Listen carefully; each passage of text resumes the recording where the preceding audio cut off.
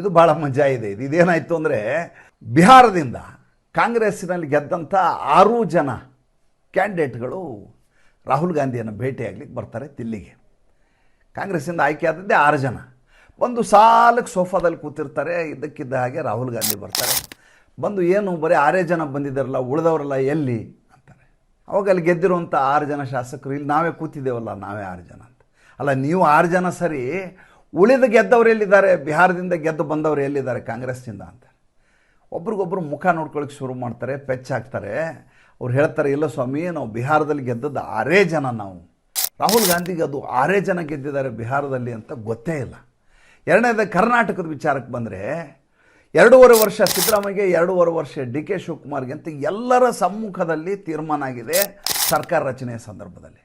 ಮೊನ್ನೆ ಮಾತುಕತೆ ನಡೀತಾ ಇರ್ತದೆ. ಮಲ್ಲಿಕಾರ್ಜುನ ಮುತ್ಯ ಕೂತಿದ್ದಾರೆ, ಜೊತೆಗೆ ಕೆ ಸಿ ವೇಣುಗೋಪಾಲ್ ಕೂತಿದ್ದಾರೆ, ರಾಹುಲ್ ಗಾಂಧಿ ಇದ್ದಾರೆ. ರಾಹುಲ್ ಗಾಂಧಿ ಹೇಳ್ತಾರೆ, ಈಗ ಯಾಕೆ ಡಿ ಕೆ ಶಿವಕುಮಾರ್ಗೆ ಬಿಟ್ಟು ಕೊಡಬೇಕು ಸರ್ಕಾರನ ಸಿದ್ದರಾಮಯ್ಯನವರು ಅಂತ ಕೇಳ್ತಾರೆ. ಅವಾಗ ಮಾತುಕತೆ ನಡೆದಿತ್ತಲ್ಲ ಸ್ವಾಮಿ ಅಂದರೆ, ಎಲ್ಲಿ, ಯಾವಾಗ ನಡೆದಿತ್ತು ಮಾತುಕತೆ ಅಂತ ಸ್ವತಃ ಅವರೇ ಮರುಪ್ರಶ್ನೆ ಹಾಕ್ತಾರೆ ರಾಹುಲ್ ಗಾಂಧಿಗೆ. ಅಂದರೆ ರಾಹುಲ್ ಗಾಂಧಿಗೆ ಯಾವುದೇ ವಿಚಾರದ ಕುರಿತು ಗಾಂಭೀರ್ಯವಿಲ್ಲ. ಎರಡನೇದ್ದು, ಯಾವುದನ್ನು ಕೂಡ ಇತ್ಯರ್ಥ ಮಾಡಬೇಕನ್ನುವಂಥ ಮನಸ್ಥಿತಿ ಇಲ್ಲ.